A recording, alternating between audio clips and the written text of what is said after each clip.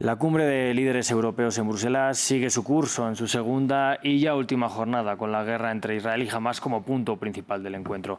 Se busca un lenguaje que no tense más la relación con Israel, socio prioritario para algunos países, además del envío de nueva ayuda humanitaria. Para ahondar en las dificultades de consenso, hablamos con José Martínez. Él es politólogo, máster en European Studies, además de asesor político. Le doy en primer lugar la bienvenida aquí a France 24 y quiero preguntarle por qué le resulta a la Unión Europea tan difícil hablar de treguas o de un cese al fuego. Hemos escuchado ahora sí a Emmanuel Macron pedir un cese humanitario. Muy buenas tardes y gracias por darme la oportunidad de analizar con vosotros la situación. En primer lugar, creo que la situación en Europa es bastante compleja porque los 27 Estados miembros tienen realidades diferentes. Tenemos en un lado a los países como Alemania, Austria o República Checa, que están más cercanos a Israel y apoyan la causa de Israel, que son los que bajo ningún concepto aceptaban la idea del alto el fuego y remarcan el derecho de Israel a defenderse, y por otro lado países como España, que actualmente ostenta la presidencia de turno de la Unión Europea, que son, digamos, más cercanos quizás a la causa palestina, que son los que estaban abocando por una pausa en singular, que significaba un alto el fuego, algo que para estos tres países más cercanos a Israel era completamente inaceptable, y también para promover la idea de una conferencia de paz internacional.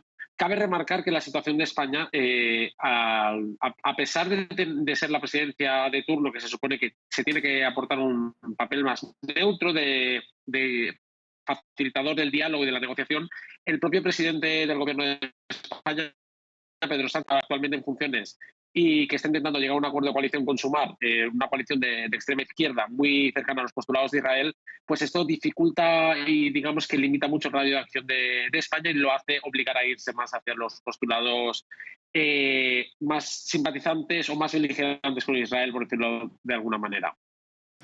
Claro, pero por tanto no veremos, no será difícil ver un disenso en el seno de la Unión Europea. Al final lo que digan los países va a ser lo que salga de esta cumbre.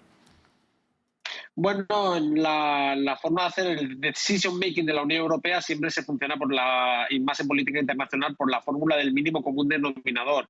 Al final se ha conseguido un acuerdo donde las palabras son importantes, se habla de pausas humanitarias, se remarca el derecho de Israel a defenderse y también de proteger a todos los civiles, tanto los palestinos como los israelíes, que son ante todo los que están sufriendo la barbarie de Hamás y las consecuencias de la respuesta de Israel.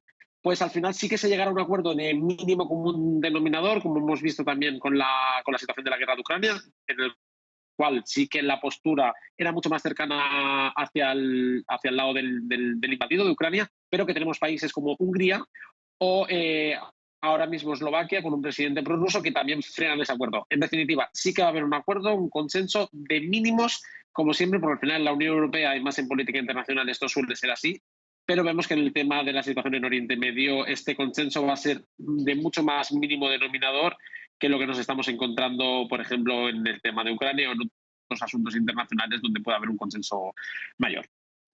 Claro, finalmente estamos viendo que la Unión Europea, tanto en la guerra de Ucrania, aquí en este punto quizás están tomando una mayor iniciativa, pero da la sensación de que van siempre a remolque de otras grandes potencias. Está limitando la necesidad de ese consenso, la capacidad de influir en manera internacional, en este caso también en ayuda humanitaria a la Unión Europea.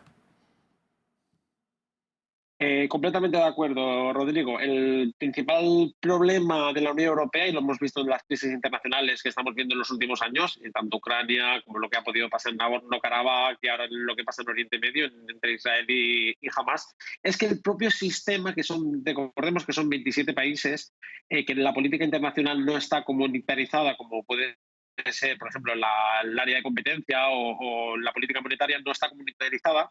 Entonces, esa decisión, hasta que nos ponemos todos de acuerdo, pues vamos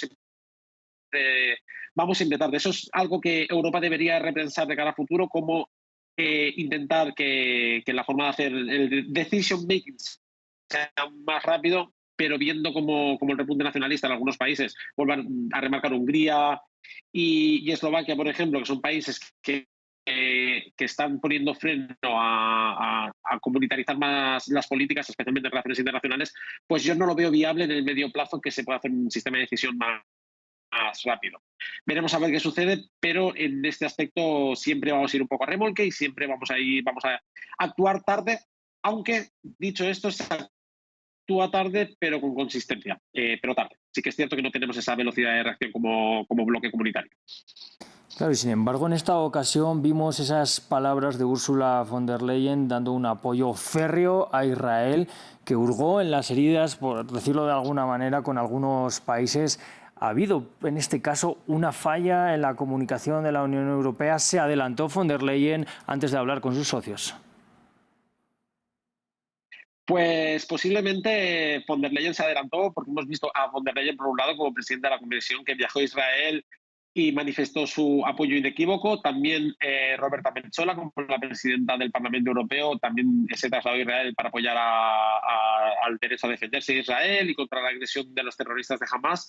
Pero, por el otro lado, el alto representante para política exterior y vicepresidente Josep Borrell, que pertenece a la familia socialista, recordemos que tanto von der Leyen como Metsola son del Partido Popular Europeo, y Josep Borrell, aparte de es socialista y español, que en este caso el Partido Socialista Español está más cercano quizás a la causa palestina, pues provocó pues, que ese disenso, esa nota discordante. Yo creo que en este caso, a pesar de que von der Leyen representa a la Comisión, creo que sí que se adelantó, porque tampoco es la Comisión Europea quien tiene las competencias en política exterior, sino que es el Consejo y el Consejo Europeo en este caso. Quizás se adelantó, aunque la intención no fuese mala. Yo creo que una buena intención que yo a nivel individual puedo apoyar, pero quizás tendría que haber esperado por lo menos a obtener el apoyo de su colegio de comisarios, o quizás dejarle ese papel al alto representante o al presidente del Consejo Europeo, en este caso a Charles Michel.